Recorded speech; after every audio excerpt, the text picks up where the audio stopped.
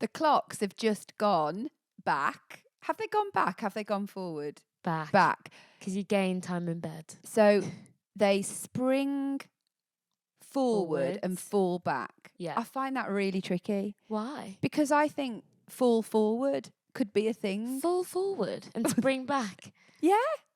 Sure, I see that. Sam says that's stupid and that nobody falls forward.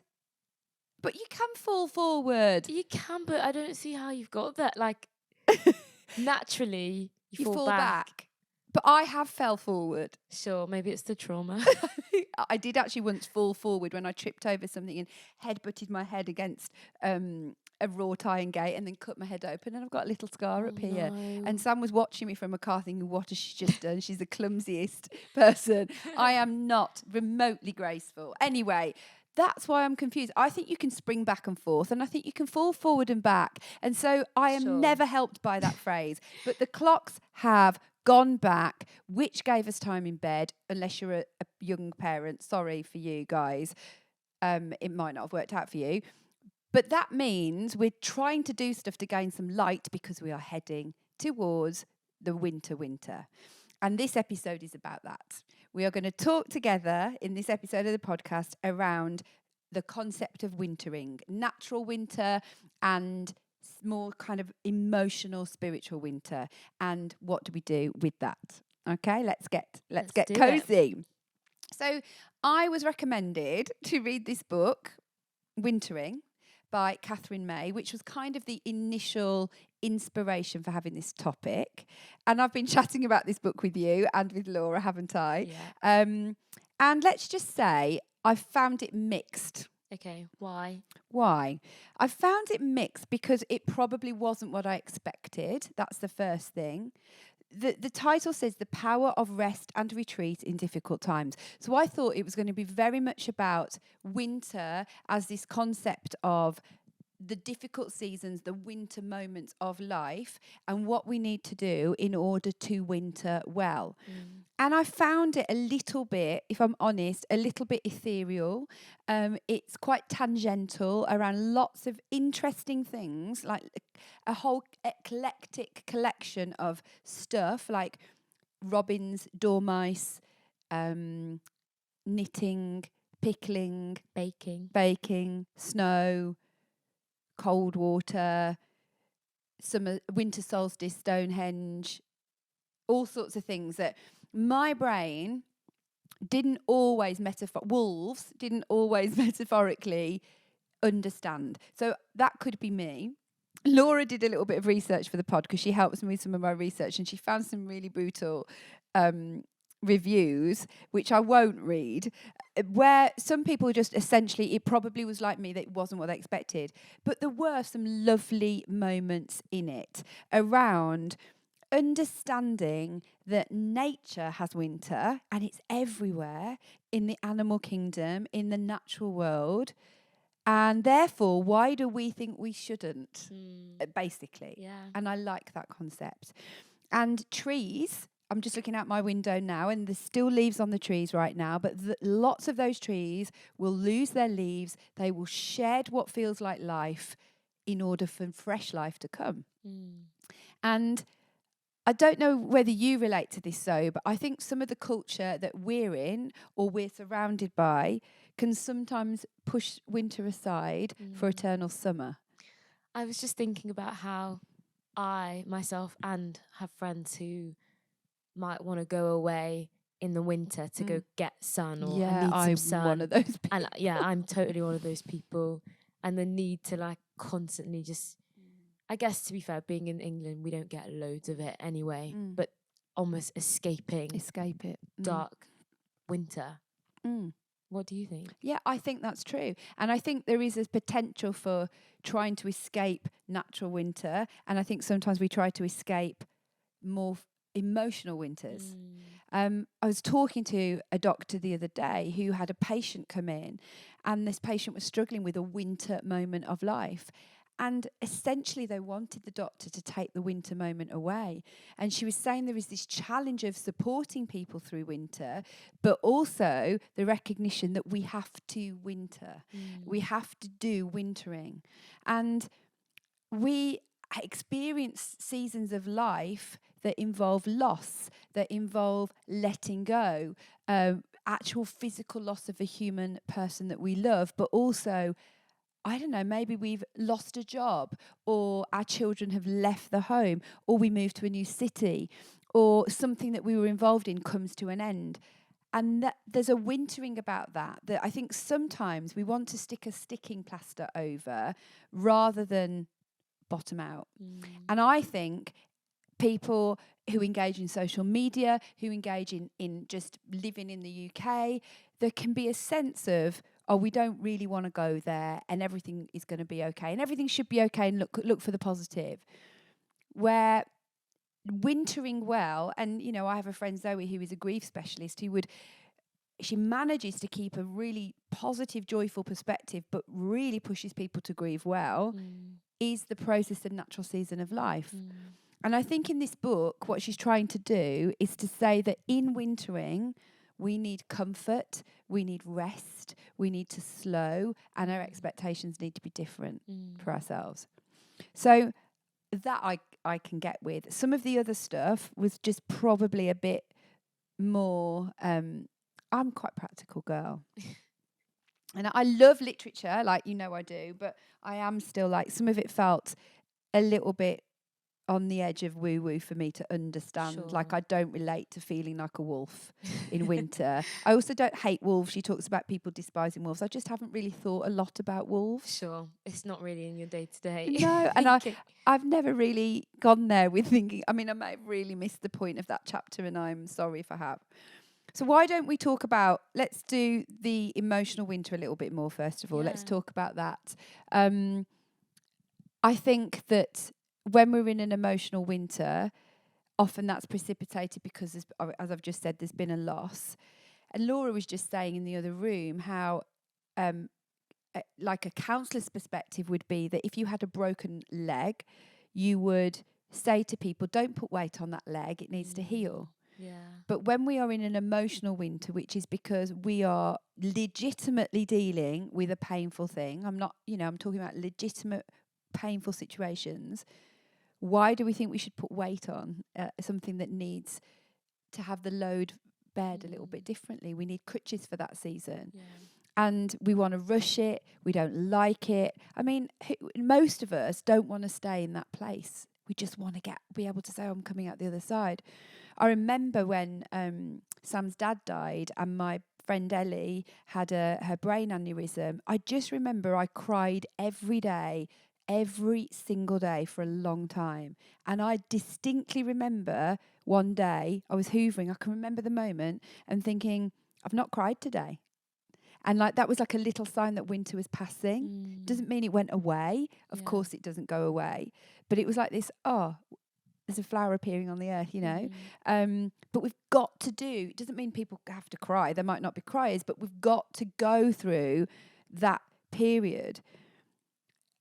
Why do you think, well, it's quite an obvious question, but why do you think we want to rush on? And why do you think we don't do this well when everywhere around us in nature, and actually some cultures do it much better than ours? Like, what would obviously your parents are from another country. Do you think that their culture does wintering better? Would you say that they grew up with a different perspective on not just grief, but loss? Or would you say not really? Like the emotional winter? Yeah, emotional winters. That's a really good question that I've never really thought of before. Because some cultures, for example, bring loss more into the community. Than do that. Yeah, it's a family thing. Yeah. Even with grief, it's a community thing. And you really do it and well, everyone's if that makes together. Sense. Yeah. I was just going to say, when you asked, why do you think we don't do it well? Practically in the season of winter, it's cold outside, but we have practical things that help us. So even in the book, it's like, it's cold, get your blankets out, get snuggly, light a candle. Like, there's very practical things that you can do to kind of help you. But emotionally, I don't think we're given the tools really to do it really well.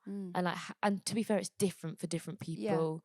But even just thinking now, what are some practical things to help the emotional winter time? Yeah. I don't think that we're provided with that. No, we're not necessarily, are we? Especially societally. We might have pockets of that where we have situations in our private life. But what I suppose we can end up feeling like we don't want to watch someone go through a winter, so we want to move them on and through. So we don't necessarily sit with people in it. And I know I've talked about that before. And I think the point of the wintering thing on an emotional level is it is awful, but it is normal. And winters are going to come. That doesn't belittle them at all, but that actually we should go, okay, this is a winter, and actually recognize that that's the season, and what our expectations of ourselves are in that winter, I think is really important. And I think what she's trying to talk about in the book are principles of slowing the pace. That doesn't mean you grind to a halt and don't get out of bed in the morning ever, and that's not necessarily healthy either, but slowing the pace. Like literally, how do you wrap a blanket around yourself? And that might be about community. It might be about talking.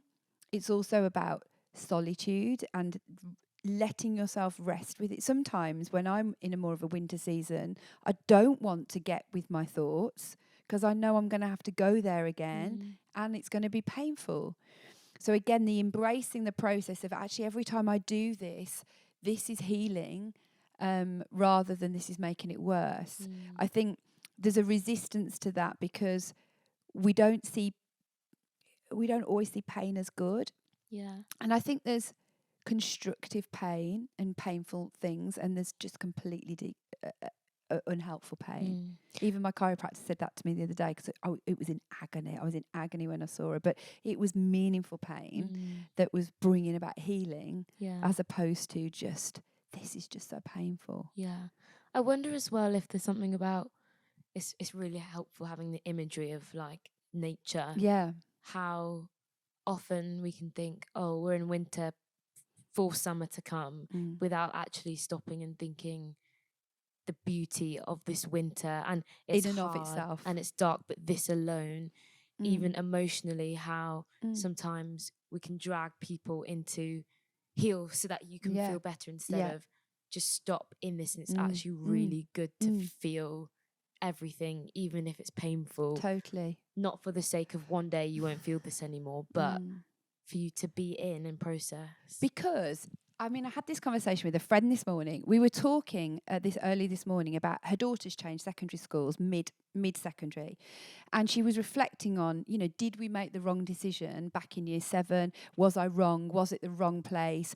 Is it as binary as right or wrong? Or is it just what it was and now she's moved in? I look back on that time, she was saying, and I don't know whether we made the right decision or not. Because her daughter's now thriving, having been through quite a painful experience. But then I kind of reflected with her and I said, as much as we never want painful experiences, people who've experienced painful experiences are more developed people. So going back to your point that something's going on in winter, that doesn't mean we have to go through, we need to ask for painful periods. I don't mean that. But I mean there is something that when you're around someone who has gone through a winter and let it be a growing process, that you do see them as developed. Eternal winter is also not good. Yeah. C.S. Lewis talks about the eternal winter in Narnia, and that imagery of summer is never coming. That is also not good. But eternal summer, what happens when places have eternal summer? They're dry, they're barren. That's also an unhealthy place. So I think you're right, like literally looking out the window and thinking, actually, this passage of time is everywhere in the created order. So why do I think I shouldn't? Now, that doesn't make me want to go, oh, give me winter, yes, please. But winter as a season that we emerge from means every time we emerge, we're grown and changed. I'm going to need this reminded to me. And I know there'll be people listening to this who are walking through really dark winters, like the dead of winter. And then a moment starts to come. And one of the other things I thought was quite helpful was she talked about winter solstice, which is the 21st of December, I think. That's our longest day, shortest day. Shortest day. No, not our longest day. I love the longest day. It's our shortest day. But the thing about the shortest day is it's like hope is coming. Hope is coming. Tomorrow, couple more minutes. Next day, couple more minutes. And there's something about that to think, there's light is coming, you know? Yeah. We go through the dead of winter, but the dead of winter isn't a permanent place.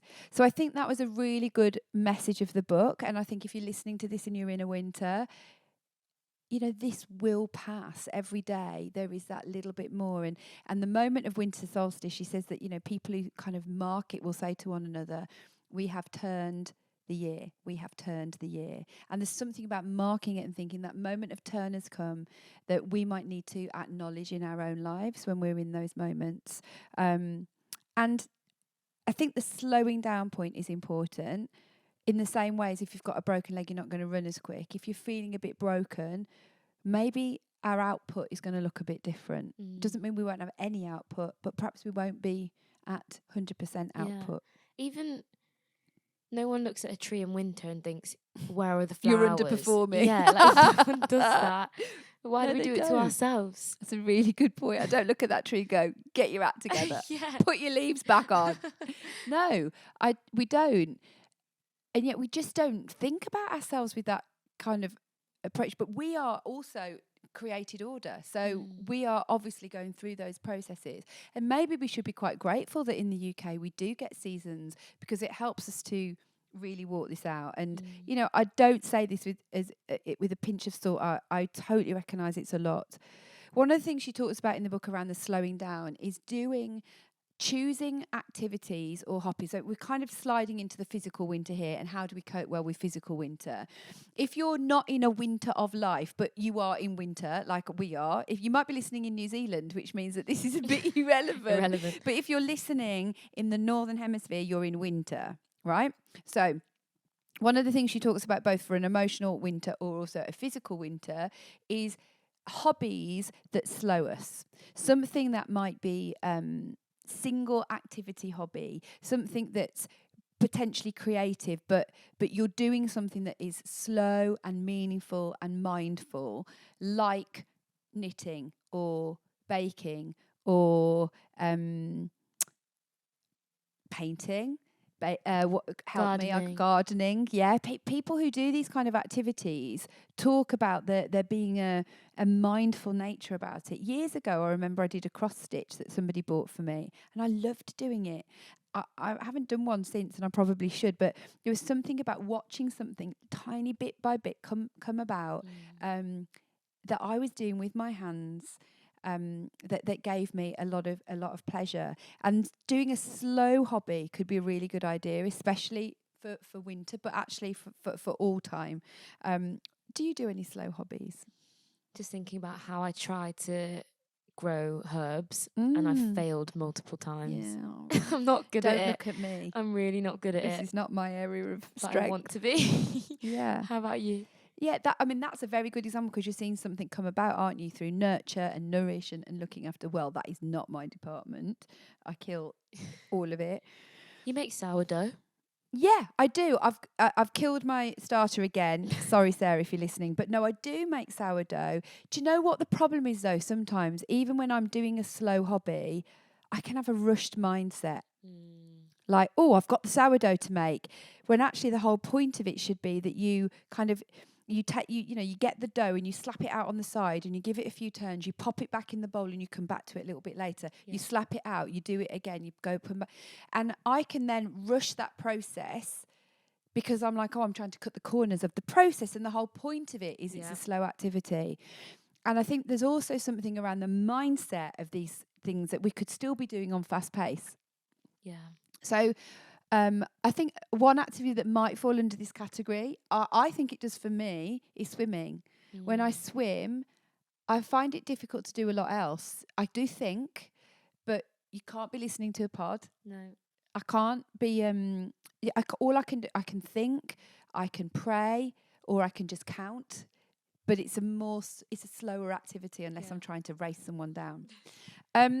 Couple more things to say. So, embrace the season rather than resist the season. How can we do that when it's a physical winter?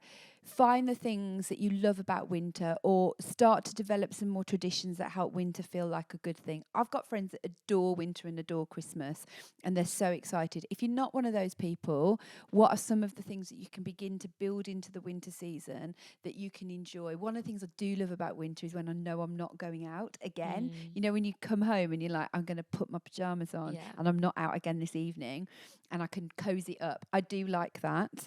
There's often connection with people in our homes that we have perhaps more. Find some rituals and routines that help you. Also, I think another practical point is get some light. You don't have to go abroad. So if it's dark when you go to work and dark when you leave work, get out in the middle of the day. Just get outside, because it's really important. Yeah. It's really important for our circadian rhythms. It's really important that we make sure that we get some light in our bodies. Find those people that love it and spend a bit of time with them. I think that's a good idea too. And change your expectations of the season and of yourself. I think that is another really practical point to think about in the midst of wintering. I did something, just a last little thing I did the other day. I'm really interested in cold water therapy and want to do more of it. I know that it's going to be good for me, and I know it's good for you around stress. This is something I can probably report back on at another time, but I went with a friend open cold water swimming, and it was just amazing. It was like for me, and definitely isn't everyone's cup of tea, and I can understand why it wouldn't be, but it was really good for me on so many levels. Perhaps I'll talk about that in a bit more detail another time. Find things that help us be in the season we're in. Like you said, let's not try to escape it. Let's be in it and look for the good in it. And I'm really determined to not spend all winter saying, gosh, isn't it getting dark? Isn't it getting dark? In a negative way. And instead just be like, this is where I'm at. This is winter, and summer will come again.